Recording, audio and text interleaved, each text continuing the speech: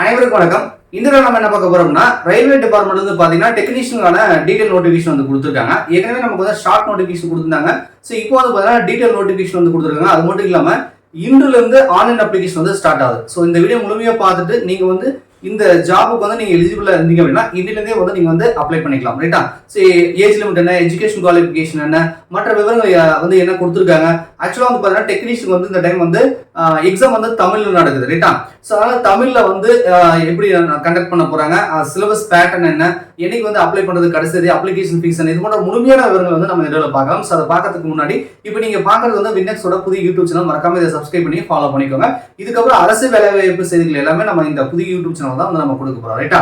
So okay, இரண்டாவது notification இருக்கு நமக்கு லோகோ பைலட் அப்படின்றது பாத்தீங்கன்னா ஃபர்ஸ்ட் நோட்டிபிகேஷன் ஏற்கனவே கொடுத்துட்டாங்க. ரைட்டா? இது ரெண்டாவது நோட்டிபிகேஷன் வந்திருக்கு. சோ அடுத்து கூட பாத்தீங்கன்னா ரயில்வே டிபார்ட்மெண்ட் வந்து நமக்கு வந்து ரயில்வே ப்ரொடக்ஷன் போர்ஸ் வந்து கான்ஸ்டபிள், சப் இன்ஸ்பெக்டருக்கான நோட்டிபிகேஷன் விரைவில் வரப்போகுது. ரைட்டா? சரி, அட்வர்டைஸ்மெண்ட்ல என்ன சொல்லிருக்காங்க அப்படின்னு சொல்லி நம்ம பார்க்கலாம்.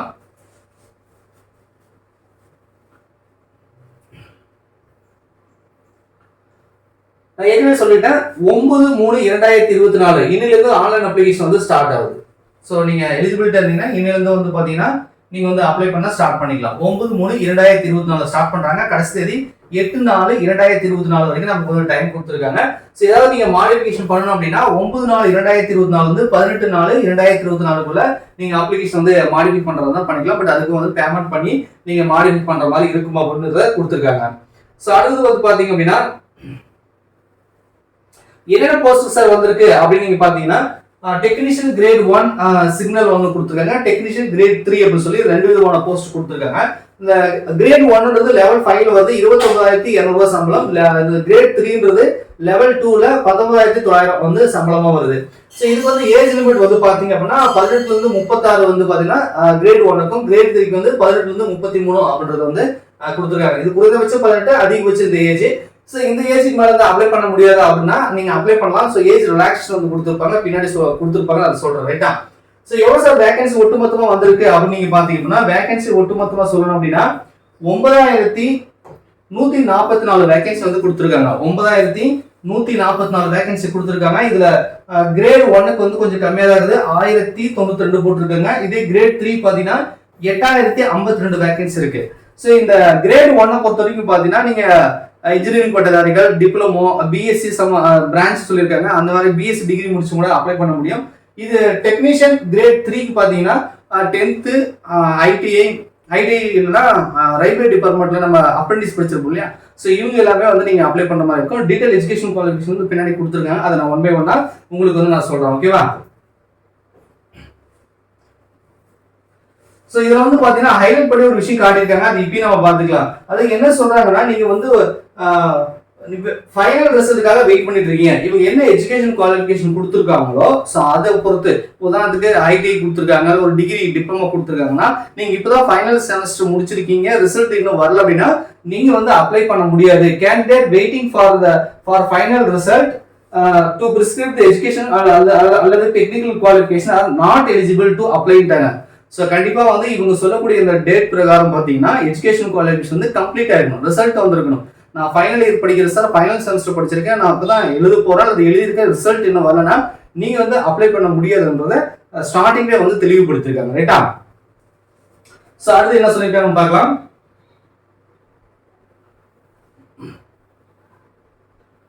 ஸோ மெடிக்கல் ஃபிட்னஸ் எல்லாம் இருக்கும். ஏஜ் லிமிட் நான் ஏற்கனவே சொன்னதான், 18ல இருந்து 36 வந்து பாத்தீங்கன்னா டெக்னீஷியன் கிரேட் 1க்கும், 33ன்றது டெக்னீஷியன் கிரேட் 3க்கும் கொடுத்துருக்காங்க.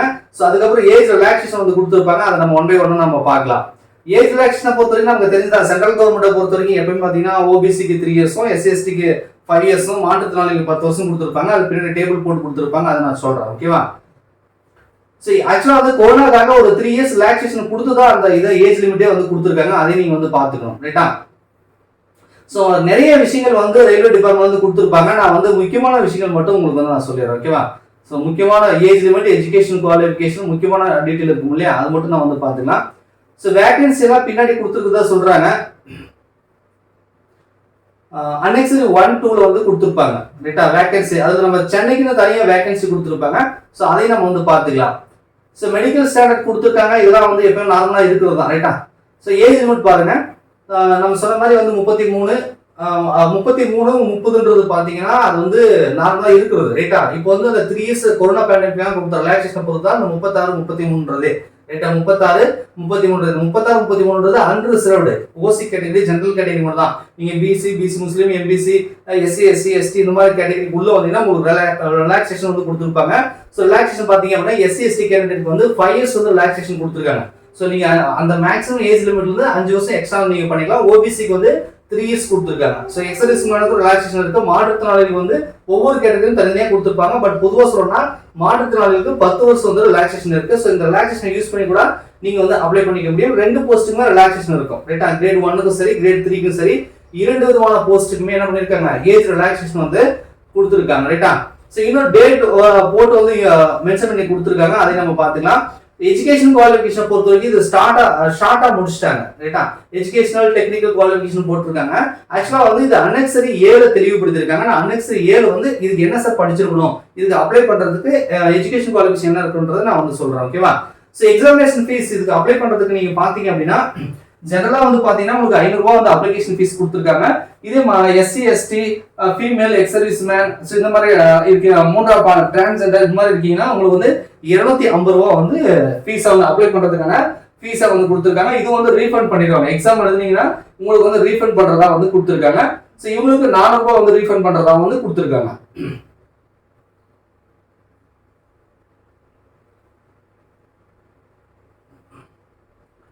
ஸோ பேமெண்ட் எப்படி கட்டுறது அப்படின்ற விவரங்கள் கொடுத்துருக்காங்க. ஸோ ஏஜ் லிமிட் வந்து உங்களுக்கு கிளாரிஃபை இருக்கும். இந்த எஜுகேஷன் குவாலிஃபிகேஷன் மட்டும் வந்து பார்த்தீங்கன்னா உங்களுக்கு டீட்டெயிலாக வந்து பார்க்குற மாதிரி இருக்கும். ஸோ நிறைய டீட்டெயில் வந்து கொடுத்துருப்பாங்க. நோட்டிஃபிகேஷன் படிச்ச மாதிரி பேராகிராஃபாக நிறைய இருக்கும். ஸோ நமக்கு தேவையானது மட்டும் நான் சொல்கிறேன். நீங்கள் நோட்டிஃபிகேஷன் டவுன்லோட் பண்ணி கொஞ்சம் முழுமையாக வந்து படிச்சு பாருங்க. நோ அப்ஜெக்ஷன் சர்டிஃபிகேட் நீங்கள் ஏற்கனவே கவர்மெண்ட் ஜாப்ல இருந்தால் நோ அப்ஜெக்ஷன் சர்டிஃபிகேட் வந்து கொடுக்குற மாதிரி இருக்கும். Computer based test CBT exam வந்து எப்படி இருக்கும் அப்படின்றது சொல்லியிருக்காங்க. ஸோ கண்டிப்பாக வந்து 100 கொஸ்டின் வந்து கேட்பாங்க. 100 கொஸ்டின் 100 மார்க் ரைட்டா. ஸோ இதில் 90 மினிட்ஸ் எக்ஸாம் நடக்கும் அப்படின்றத குறிப்பிடுறாங்க. இது வந்து பார்த்தீங்கன்னா சிபிடி எக்ஸாம் கம்ப்யூட்டர் பேஸ்டு டெஸ்ட்டாக இருக்கும் அப்படின்றத குறிப்பிடுறாங்க ரைட்டா. ஸோ பார்த்துக்கோங்க.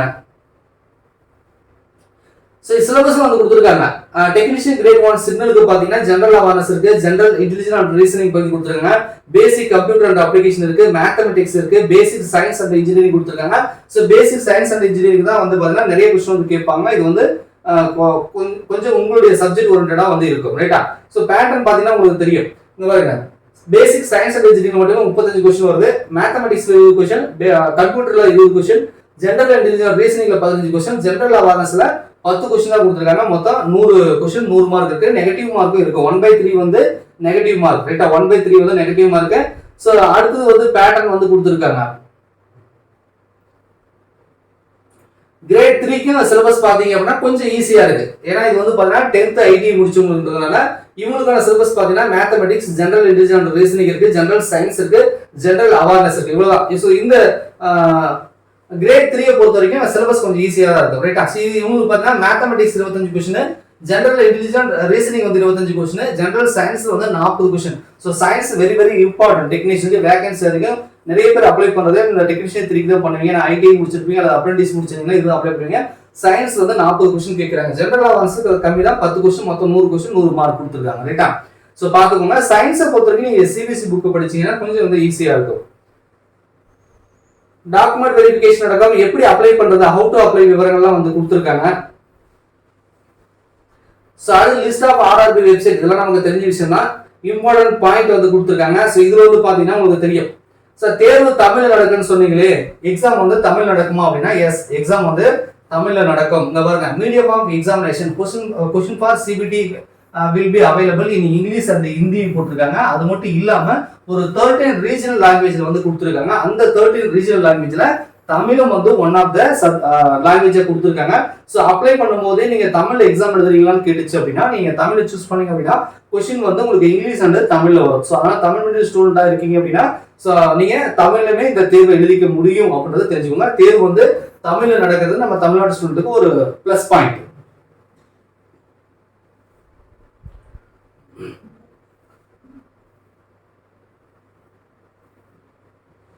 ஸோ அப்ளிகேஷனை பொறுத்த வரைக்கும் பார்த்தீங்கன்னா ஒருத்தர் ஒரு ரீஜனுக்கு தான் அப்ளை பண்ணணும். ஒருத்தர் ஒரு ரீஜனுக்கு வந்து அப்ளை பண்ணலாம். மோஸ்ட் ஆஃப் நம்ம தமிழ்நாடு ஸ்டூடெண்ட் சென்னை ரீஜனுக்கு அப்ளை பண்ணுவீங்க. இல்ல சில பேர் வந்து அதர் ரீஜனுக்கு அப்ளை பண்றதா இருந்தாலும் அப்ளை பண்ணிக்கலாம். ஸோ அதர் ரீஜனுக்கு அப்ளை பண்ணா சென்னை ரீஜனுக்கு பண்ண முடியாது. ஒருத்தர் ஒரு ரீஜனுக்கு வந்து நீங்க அப்ளை பண்ணிக்கலாம். ஏதாவது ஒரு ரீஜனுக்கு அப்ளை பண்ணுங்க. ஸோ 2 ரீஜனுக்கு அப்ளை பண்றதா இருந்தா உங்க அப்ளிகேஷன் வந்து ரிஜெக்ட் ஆகிறதுக்கான வாய்ப்புகள் இருக்கு. ஸோ அப்படி பண்ண வேண்டாம். ஏதாவது ஒரு ரீஜனுக்கு வந்து அப்ளை பண்ணுங்க. ஒன்னு வேகன்சி அதிகமா இருக்கக்கூடிய ரீஜனுக்கு அப்ளை பண்ணுங்க, அல்லது நம்ம சென்னை ரீஜனுக்கு நீங்க அப்ளை பண்ணுங்க. ஓகேவா? ஸோ நிறைய இன்ஃபர்மேஷன் கொடுத்துருக்காங்க, பக்கமா கொடுத்துருக்காங்க. எல்லாத்தையும் படிச்சு காட்டி இருக்க முடியாது. ஸோ எஜுகேஷன் குவாலிஃபிகேஷன் இந்த இடத்துல கொடுத்துருக்காங்க. டெக்னீஷியன் கிரேட் 1 சிக்னலுக்கு பாத்தீங்க அப்படின்னா உங்களுக்கு வந்து எஜுகேஷன் குவாலிஃபிகேஷன் பொறுத்த வரைக்கும் என்ன சொல்லியிருக்காங்கன்னா, bachelor of science in physics BSc degree நீங்க படிச்சிருக்கீங்க. பிஎஸ்சி டிகிரி நீங்க படிச்சிருந்தா நீங்க வந்து அப்ளை பண்ணலாம். பட் அது வந்து பிசிக்ஸ்ல வந்து பண்ணிருக்கணும். பிசிக்ஸ்ல பிஎஸ்சி டிகிரி முடிச்சிருந்தா பண்ணலாம், அல்லது பிஎஸ்சி எலக்ட்ரானிக்ஸ் பண்ணியிருந்தாலும் அப்ளை பண்ணலாம். Computer science BSc computer science படிச்சிருந்தா அப்ளை பண்ணலாம். Information technology IT BSc IT முடிச்சிருந்தாலுமே நீங்க வந்து அப்ளை பண்ணலாம். அப்படி இல்லைன்னா BSc in a combination of any subject stream of basic ஸ்ட்ரீம்ல வந்து physics, electronics, computer science, information technology இதெல்லாம் கலந்த மாதிரி நீங்க ஏதாவது ஒரு டிகிரி முடிச்சிருந்தாலுமே நீங்க வந்து அப்ளை பண்ணலாம். ஸோ பிஎஸ்சி இவங்க சொல்லக்கூடிய இந்த இதுல சப்ஜெக்ட்ல நீங்க டிகிரி முடிச்சிருந்தா அப்ளை பண்ணலாம் அப்படின்றாங்க. ஸோ அதுக்கப்புறம் 3 இயர்ஸ் டிப்ளமோ வந்து நீங்க படிச்சிருந்தாலுமே அப்ளை பண்ணலாம். டிப்ளமோ வந்து நீங்க படிச்சிருந்தாலுமே அப்ளை பண்ணலாம். நான் +2 முடிச்சுட்டு 2 இயர்ஸ் டிப்ளமோ பண்ணியிருக்கேன் சார் அப்படின்னாலும் நீங்க அப்ளை பண்ணலாம். ஸோ டிப்ளமோ முடிச்சவங்க அப்ளை பண்ணலாம். அந்த டிப்ளமோவும் இவங்க சொல்லக்கூடிய இந்த electronics, computer science, information technology, so இவங்க என்ன பிரான்ச் சொல்றாங்களோ அந்த பிரான்ச்ல வந்து நீங்க டிப்ளமோ பண்ணிருக்கணும்.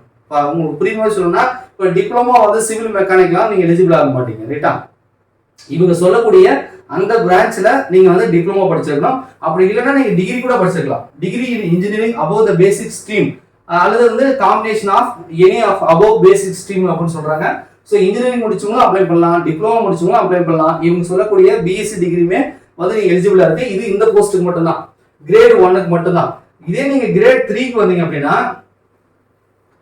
ஸோ கிரேட் 3 பொறுத்த வரைக்கும் நீங்க பாத்தீங்கன்னா ஒவ்வொரு போஸ்ட்டுக்கும் ஒவ்வொரு இதுவா கொடுத்துருப்பாங்க. இந்த பாருங்க கிரேட் 3 அந்தந்த ட்ரேடுக்கு ஏற்ற மாதிரி இருக்கும். ஸோ நீங்க வந்து பாத்தீங்க அப்படின்னா 10ஆம் வகுப்பு முடிச்சிருக்கணும். இது கூட நீங்க ஐடி வந்து படிச்சிருக்கலாம். இந்த ஐடின்றது இவங்க சொல்லக்கூடிய ஒவ்வொரு போஸ்ட்டுக்குமே ட்ரேட் கொடுத்துருப்பாங்க. ஃபார்தர் அண்ட் ஹீட் ட்ரேடர், அந்த மாதிரி பேட்டர்ன் மேக்கர் இது மாதிரி கொடுத்துருப்பாங்க. ஸோ இந்த போஸ்ட்டுக்கு நேராக வந்து ட்ரேட் கொடுத்துருப்பாங்க. ஸோ நீங்க வந்து 10th + ஐடி முடிச்சிருந்தா இவங்க சொல்லக்கூடிய ட்ரேட்ல முடிச்சிருந்தா நீங்க அப்ளை பண்ணலாம். அல்லது நீங்க வந்து அப்ரெண்டிஸ் பண்ணிருக்கீங்க, 10th முடிச்சுட்டு நீங்க வந்து என்ன பண்ணிருக்கீங்க, அப்ரெண்டிஸ் முடிச்சிருக்கீங்க அப்படின்னாலும் நீங்க அப்ளை பண்ணலாம். ரைட்டா? ஸோ எல்லாத்துக்குமே அப்படிதான் இருக்கும். அந்த ட்ரேட் மட்டும் மாறும். இங்க பாருங்க, எலக்ட்ரிஷியன், மெக்கானிக்கு, எலக்ட்ரானிக்ஸ், ஒயர்மேன், அந்த மாதிரி நிறைய ட்ரேட் கொடுத்துருப்பாங்க. அது ஒவ்வொரு போஸ்ட்டுக்குமே மாறும். மெக்கானிக்கல் கூட இருக்கு. ட்ரேட்ல மெக்கானிக்கல் கூட கொடுத்துருக்காங்க. பிட்டரு, மெக்கானிக்கல் டீசல், மெக்கானிக் ரிப்பேர், இந்த மாதிரிலாம் கொடுத்துருக்காங்க இல்லையா? ஸோ அதாவது என்னன்னா 10th வித் ஐடிஐ, இவங்க சொல்லக்கூடிய ட்ரேட்ல ஐடிஐ முடிச்சிருக்கணும். அவ்வளவுதான். அப்படி ஐடிஐ படிக்கணும்னா நீங்க 10th முடிச்சுட்டு இவங்க சொல்லக்கூடிய இதுல நீங்க வந்து அப்ரெண்டிஸ் முடிச்சிருந்தாலும் நீங்க என்ன பண்ணலாம், அப்ளை பண்ணலாம்ன்றாங்க. நீங்க கொஞ்சம் நோட்டிபிகேஷனை செக் பண்ணிக்கோங்க. இதான் வந்து எஜுகேஷன் குவாலிஃபிகேஷன். ரைட்டா? இது எல்லா போஸ்ட்டுக்குமே வந்து தெளிவா கொடுத்துருப்பாங்க. மோஸ்ட் ஆஃப் காமனா நான் வந்து சொல்லிட்டேன், எல்லாத்துக்குமே அப்படிதான் இருக்காங்க. ட்ரேட் மட்டும் மாறும், ஒவ்வொன்றுக்குமே ட்ரேட் மாறும். ஸோ வேகன்சி வந்து கொடுத்துருக்காங்க. ரைட்டா? ஸோ 9000க்கு மேற்பட்ட வேகன்சி, டோட்டல் வேகன்சி தெரியும். ஸோ நம்ம சென்னைக்கு என்ன சார் வேகன்சி கொடுத்துருக்காங்க அப்படின்றது கண்டிப்பா நீங்க கேட்பீங்க. ஸோ அதையும் நம்ம பார்த்துக்கலாம். சென்னை, இங்க பாருங்க, சென்னை கொடுத்துருக்காங்களா? ஸோ நீங்க அப்ளை பண்ணும்போது சென்னை ரீஜன் கூட நீங்க அப்ளை பண்ணலாம். ஸோ என்னென்ன போஸ்ட் இருக்குன்னு சொல்லி உங்களுக்கு கொடுத்துருக்காங்க. அதில் technician grade 1 signal, blacksmith, bridge, இந்த மாதிரி வந்து நிறைய கொடுத்துருக்காங்க. ஸோ நீங்க வந்து இதுல எவ்வளவு வேகன்சி இருக்கு, ஒவ்வொரு போஸ்ட்லயும் எவ்வளவு வேகன்சி இருக்கு, ஒவ்வொரு கம்பெனிலையும் எவ்வளவு வேகன்சி இருக்கு அப்படின்றத தெளிவுபடுத்திருக்காங்க. ஸோ நீங்க சென்னை ரீஜனுக்கு அப்ளை பண்ண போறீங்க அப்படின்னா இந்த நோட்டிபிகேஷன்ல இந்த இடத்துல வேகன்சி நீங்க வந்து செக் பண்ணிக்கோங்க. ஸோ ஒட்டுமொத்தமா எவ்வளவு சார் வேகன்சி நம்ம சென்னை ரீஜனுக்கு கொடுத்துருக்காங்க அப்படின்னு பாத்தீங்கன்னா 833 வேகன்சி வந்திருக்கு. ரைட்டா? ஸோ 9000க்கு மேற்பட்ட வேகன்சின்றது ஆல் ஓவர் இந்தியா. நம்ம சென்னைக்கு மட்டும் பாத்தீங்கன்னா 833 வேகன்சி இருக்கு.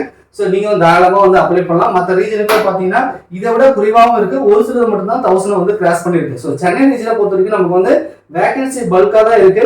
கண்டிப்பா நீங்க வந்து எலிஜிபிலிட்டி இருக்கும் பட்சம் நீங்க வந்து அப்ளை பண்ணலாம். ரைட்டா? ஸோ முக்கியமான விவரங்கள் தான் age limit, education qualification, vacancy, இது 3 விஷயம் தெரிஞ்சாலே நீங்க வந்து அப்ளை பண்ணிக்கலாம். முக்கியமான விவரங்கள் எல்லாமே நான் சொல்லிட்டேன். நோட்டிஃபிகேஷன் டவுன்லோட் பண்ணி மேற்கொண்டு விவரங்கள் ஏதாவது கொடுத்துருக்காங்களா அப்படின்றத நீங்க செக் பண்ணி பாருங்க. ரைட்டா? ஸோ மோஸ்ட் ஆஃப் உங்களுக்கு வேற ஏதாவது டவுட் இருக்கு, ஏஜ் லிமிட் சம்பந்தமாவோ அல்லது எஜுகேஷன் குவாலிஃபிகேஷன் சம்பந்தமாவோ மற்ற ஏதாவது உங்களுக்கு ஏதாவது டவுட் இருக்கு அப்படின்னா கமெண்ட்ஸ் சொல்லுங்க. கண்டிப்பா உங்களுக்கு நாங்க அதுக்கு தனியாக கூட வீடியோ மேக் பண்ணி கூட உங்களுக்கு வந்து கிளாரிஃபிகேஷன் பண்றாங்க. அப்படின்னா கமெண்ட்ஸ்ல கூட வந்து நான் வந்து சொல்றேன். ஓகேவா? ஸோ நீங்க பொதுவாக நான் சொல்றேன் அப்படின்னா education qualification very very important. ரைட்டா? ஸோ நீங்க வந்து அவங்க சொல்லக்கூடிய இதுல பிஎஸ்சி பிசிக்ஸ் எலக்ட்ரானிக்ஸ் சொன்னாங்களே அது மாதிரி டிகிரி முடிச்சிருந்தா கிரேட் 1க்கு, அல்லது டிப்ளமோ படிச்சிருந்தாலும் சரி, இல்லை நீங்க இன்ஜினியரிங் முடிச்சிருந்தாலும் நீங்க கிரேட் 1க்கு அப்ளை பண்ணலாம். கிரேட் 3க்கு வந்தீங்க அப்படின்னா நீங்க 10th வித் ஐடிஐ அல்லது 10th வித் நீங்க அப்ரெண்டிஸ் முடிச்சிருந்தாலுமே நீங்க அப்ளை பண்ணலாம். அதுதான் எஜுகேஷன் குவாலிஃபிகேஷன். ரொம்ப ஷார்ட்டா நம்ம முடிச்சிடலாம். மற்றபடி ட்ரேட் வந்து ஒவ்வொரு போஸ்ட்டுக்குமே மாறும். அதை நீங்க வந்து செக் பண்ணிக்கோங்க. ரைட்டா? ஸோ நான் ஏற்கனவே சொல்லிட்டேன், எக்ஸாம் வந்து நீங்க தமிழ்லவே எழுதலாம். எக்ஸாம் வந்து தமிழ்லவே நீங்க வந்து எழுதலாம். எக்ஸாம் பேட்டர்ன் எல்லாம் தெளிவாக கொடுத்துருக்காங்க. ஸோ இவ்வளவுதான் வந்திருக்கு. ஸோ இதுக்கப்புறம் கண்டிப்பா ரயில்வேல அடுத்தடுத்த நோட்டிபிகேஷன் வரப்போகுது. ஏன்னா ஆனுவல் பிளானே நமக்கு வந்து கொடுத்துட்டாங்க. ஸோ நம்ம தமிழ் வந்து நிறைய பேர் வந்து ரயில்வே எக்ஸாமுக்கு வந்து நீங்க எழுதணும், நீங்க செலக்ட் ஆகணும் அப்படின்றத எங்களுடைய ஆசை. கண்டிப்பா வந்து ரெஃபர் பண்ணுங்க. நம்ம டிஎன்பிசி படிங்க. டிஎன்பிசியோட சேர்த்து இது மாதிரி சென்ட்ரல் கவர்மெண்ட் எக்ஸாம் ரயில்வே எக்ஸாமுக்கும் சேர்த்து படிங்க. கண்டிப்பா உங்களால் வந்து பாஸ் பண்ண முடியும். நன்றி, வணக்கம்.